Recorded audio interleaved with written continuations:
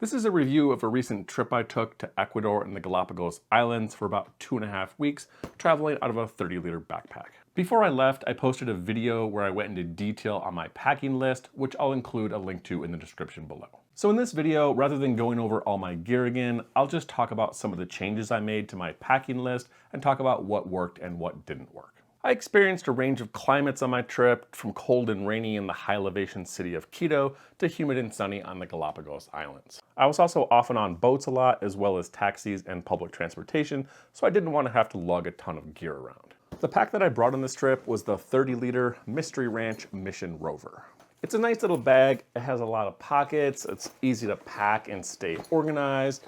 It's rugged, it's well built, and I love the external waxed canvas fabric. The biggest downside of this pack was really the weight. It comes in at about 3.5 pounds or 1.6 kilograms for a smaller 30-liter pack. One thing I think that this bag is missing is an external water bottle pocket. There's just 2 handles on the outside of the bag, but I tried 2 solutions that I thought worked fairly well. The first solution was to attach it to the handle on the outside of the bag using these little modal straps as well as a top carabiner. These are basically stretchy rubber bungee cords that you can use to attach gear to the outside of your pack, as well as many other uses. I found using 2 of them here on the side held my water bottle better than just one, but it makes it a little bit inconvenient trying to get the thing off and on. My other solution was to use a carabiner here on the top of this larger Night Eyes one, which keeps the water bottle on the bag, but it's gonna flop around. So I used the little modal attachment here to help give it stability. And just a note on my water bottle, I've been using the Grail Ultra Press, which I also took on my trip to Argentina. It's a little bit heavy, but it's very easy, efficient to use in countries where you can't trust drinking the tap water. Unfortunately, I left it in Ecuador in a hotel in the Galapagos, so I'm gonna have to use an alternate until I can buy another one. My other solution was to store it in the shoe pocket on the bottom of the pack. My other set of shoes was water shoes, so they're pretty small, and there is plenty enough room in this pocket for both. However, I also found this pocket to be very handy for storing my day pack when it was fully packed. Really easy to just get it out, in and out, switch bags back and forth. So when I did that, I had to take the shoes and put them in the main compartment. I did make a few last-minute packing list changes before I left.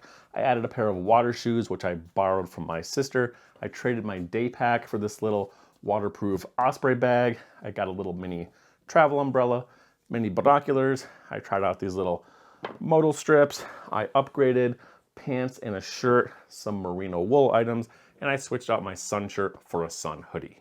You really can't beat the packability on this thing. It packs down into this tiny little pouch, which is also the interior pocket. It's durable, lightweight, has sealed seams, so it's completely waterproof and a roll top closure. I'm very happy with this day pack. It's the Osprey Ultralight waterproof stuff sack. I was on the ocean a lot, so I wanted something that was gonna be more waterproof than the previous Matador free fly that I was using. The wrinkles come out of this thing after you're carrying it around. It's just been in the stuff sack.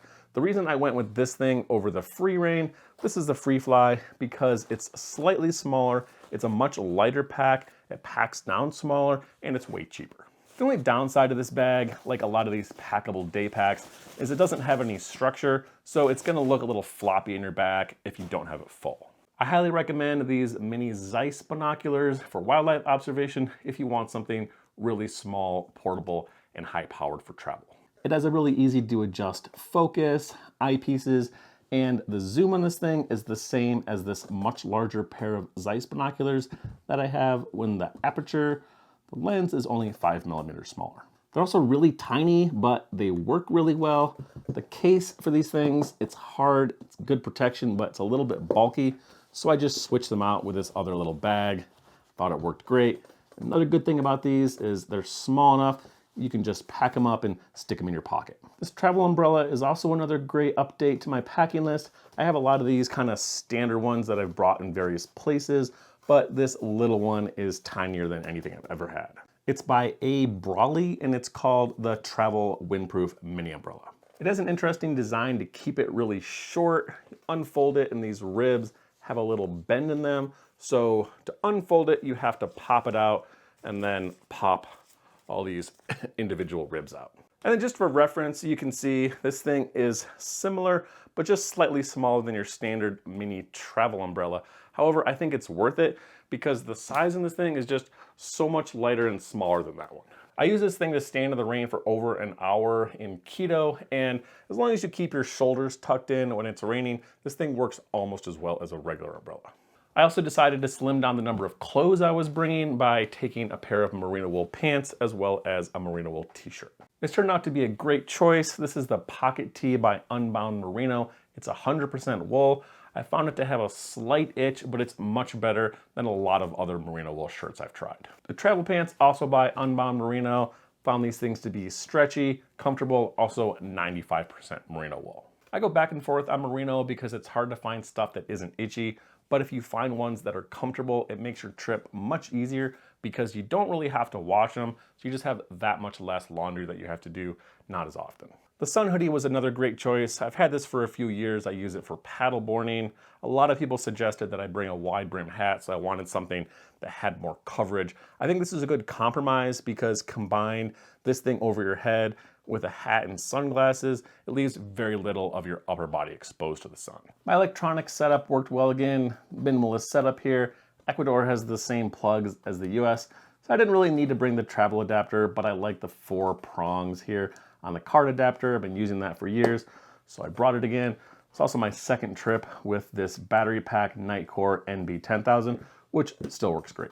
The only new electronic that I brought with me were these Sony noise canceling earbuds. I still like the aftershocks and I still think they work great, but on airplanes, they're so noisy that you have to use earplugs anyway to hear over these things. So I figure if I was putting something in my ear anyway, I might as well just use earbuds. I imagine these don't work quite as well as over-the-ear headphones. However, I was very impressed with their noise canceling ability. It's a very noticeable difference when you turn these things on. It almost completely cuts out all background noise. Functionally, they're very easy to use. They turn on automatically when you take them out of the case. Pressing the right ear is gonna pause it, and then pressing the left ear is gonna toggle between ambient sound and noise canceling. The battery life is also impressive. I didn't calculate the total time, but these things lasted for all of my long international flights, and then putting them back in the case charges them for 2 or 3 times. When I bought these, the price was jumping up and down a lot. They retail at $279, but I saw them as low as $178 on Amazon. I think these are definitely worth it if you can get it at that lower price point. I don't have that much to say about toiletries. I didn't change a whole lot from what I said in my packing list. I decided to go with a liquid Castile soap for doing laundry, and I found that this Raw Elements sunscreen worked the best for my face. And instead of a dry bag or a scrubber, I decided to just use my day pack, which is technically a dry bag, to do double duty for my laundry. This has sealed seams and a roll top closure, so it's basically a dry bag with backpack straps. Only thing I found with this thing was this top roll closure, this hard seam here in the top is a little bit thin, so you kind of have to roll it a few more times, make sure it's really tight to get a good seal. But basically just used it as the same as a dry bag or a mini scrubber. Put the clothes in there, fill it partly with water, a little bit of soap, push the air out, squish it around. I did have a little bit of leakage. It's a little bit harder to get all the air out and get this thing sealed, but I did it in the bathroom, so it really wasn't a big deal. And that's all I have for my trip review on Ecuador and Galapagos. Let me know in the comments below if you have any questions. And again, thanks for watching.